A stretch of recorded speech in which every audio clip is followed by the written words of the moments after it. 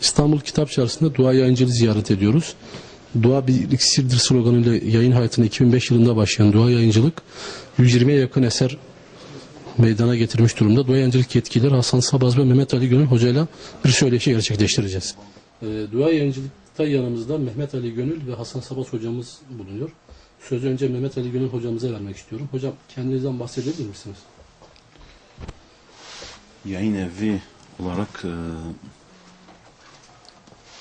2005 yılının Ocak ayında kurulmuş olduk. Ocak ayının ortalarıydı değil mi hocam?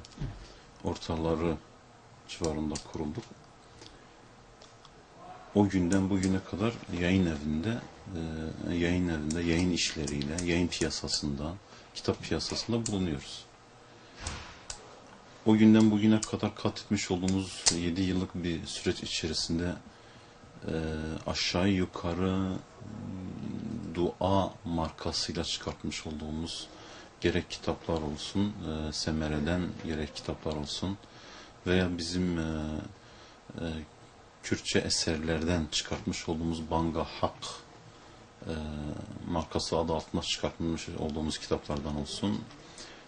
Bir de Yarım Elma diye çocuklara yönelik çıkartmış olduğumuz 4. marka kitabımızdan olsun.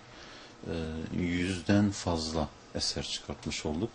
Bugüne kadar kendi ayaklarımız üzerinde yayın piyasasında durmaya çalışıyoruz. Öyle iddialı ve farklı veya boşlukları dolduracak yayınlar iddiasında değiliz. Fakat yayınlanmış olan kitapların kalitesi, yayınlanmış olan yayınlar içerisinde var olmak adına biz de bulunuyoruz.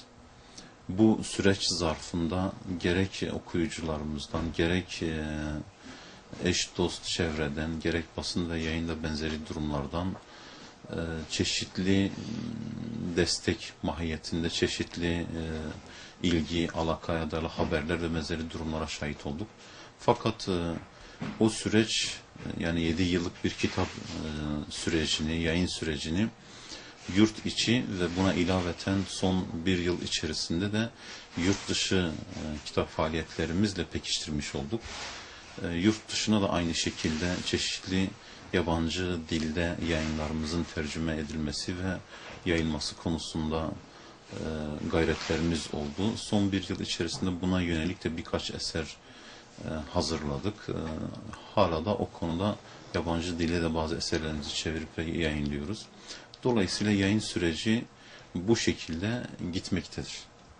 Peki Hasan hocama sormak istiyorum. Hocam yüzlerce yayın evi olmasına rağmen neden Dua Yayıncılık? Yani sebebi boşluk mu hissettiniz? Yani bir eksiklik mi hissettiniz, Dua Yayıncılığı kurdunuz? Yani aslında hocam başta söylediği az önceki ifadelerinde hani çok iddialı bir sloganla, çok iddialı bir şeyle çıkmadık. O yayınlanan kitaplarımız da aslında onu gösteriyor. Fakat şunu da göz önünde bulundurmak lazım. Yani 2005'ten 2012'ye bir kültür oluşturma hedefimiz de vardı. Hani yayınladığımız kitaplar içerisinde mesela bir romanları göz önünde bulundurursak, yani yayın piyasasında romana yeni bir dil getirdiğimizi düşünüyorum. Yani belli ilkeleri olan, belli hedefleri olan bir dil getirmeye çalıştık. Diğer eserlerde de benzer bir süreç takip ettik. Aslında bu 7 yıllık süreç içerisinde okuyucularımızla beraber yani bir eğitim süreci yaşadık. Yani biz onlara eğittik iddiasında bulunmuyoruz. Beraber kendimizi eğittik gibi bir süreç yaşadık. Yani kitaplarımız içerisinde işte manevi gelişim olanlar var, diğerleri var. Böyle akademik eserler çıkarmadık belki şimdiye kadar. Belki bundan sonra öyle bir süreç de yaşanabilir. Ancak sıradan bir İslami eğitim süreci yaşadığımızı okuyucularımızla beraber öyle düşünüyoruz. Fakat son dönemlerde işte tercüme eserler de programımıza aldık. İnşallah daha faydalı şeyler olacak. Yayın piyasasında farklı şeyler var, farklı yönelimler var, farklı projeler var. Yani kimileri çok da iyi niyetli değil eser yayınlarken. Yani hani eskilerde derler ya işte ağuyu altın tasta sunarlar. Öyle cafcaflı süslü bir kapağın içerisinde veya bir ismin altında belki de onda 8'i doğru olan bir şeyin içerisine tahrifat anlamında bir şeyler koyarak zihinleri bulandırma yoluna gidiyorlar. Öyle bir kötü niyet de var piyasada maalesef. Yani İslami kimlikli piyasada var ki diğerlerini bunun şeyin içerisine çok koymuyorum. Bu açıdan da yani İslami kimliği muhafaza ederek yoluna devam etmek önemliydi. Yani şimdiye kadar bunu yerine getirmeye çalıştığımızı en azından düşünüyorum. Peki hocam 7 senede 120 tane yakın kitaptan bahsettiniz. Evet. Bu çok zor olmadı mı 7 sene gibi kısa bir zamanda? Üstelik daha önce böyle bir şey yapmamışken 2005'te bu iş hayatına bu şekilde atılmanızla, işte böyle bir hizmete bu şekilde atılmanızla 120 kitap, yani nasıl oldu bu 120 kitap hocam? Fakat 2005 yılında işe girdiğimizde biz işi bilmememize rağmen, hani Üstad Bediüzzaman'ın bir sözü vardır, ihlas şerde bile faydasını veriyor ya. İşe samimiyetle girmemizden dolayı bir de baktık ki bir kitap nasıl basılır? Bir kitap hazırlanırken hangi materyallerden faydalanmak lazım?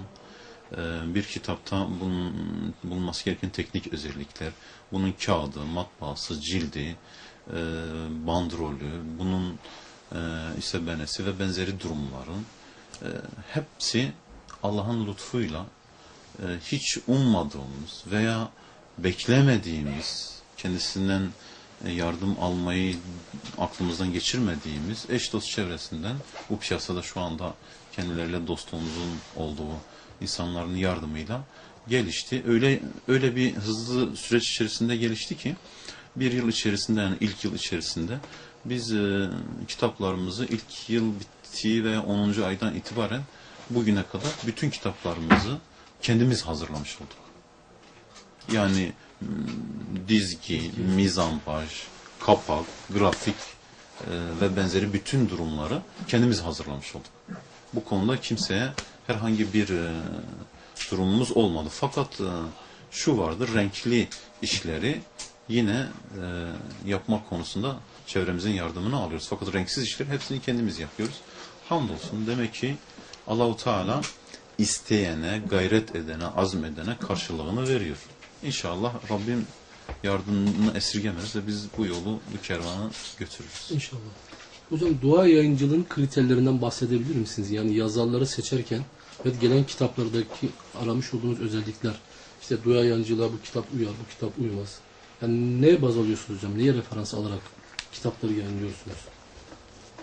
Hani bu konuda bir kişinin karar verebileceği bir şey değil. Evet. Normalde gelen hemen her kitap için belli bir prosedür takip ediyoruz. Yayın kurulunun belli şeyleri var. Bunlar göz önünde bulunduruluyor kitaplarla ilgili.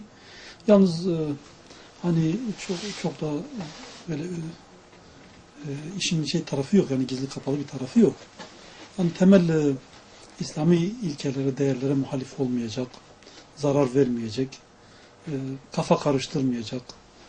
Yani mesela kimi şeyler vardır ki söylenen şey doğrudur.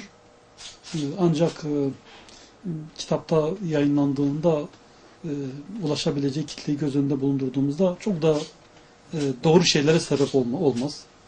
Hani bu tip şeylere de tabii dikkat ediyoruz. Bunun yanı sıra hani kriter olarak değil de hani alan olarak biraz daha geniş tutma. Yani sadece mesela kimilerin işte, yani örnek vermek için söylüyorum, kimileri işte sadece işte hadis alanında kitaplar çıkarıyor. Veyahut da işte Kur'an ile ilgili kitaplar çıkarıyor. Siyerle ilgili kitaplar çıkarıyor. Sadece bu alanlara yönelen şeyler var. Veya sadece işte ahlaki gelişimle ilgili, ahlaki hastalıklar, manevi gelişimle ilgili kitaplar çıkaranlar var. Hani bunların tümüne birden hitap edecek şekilde biraz daha geniş bir yelpazede eserler yayınlıyoruz.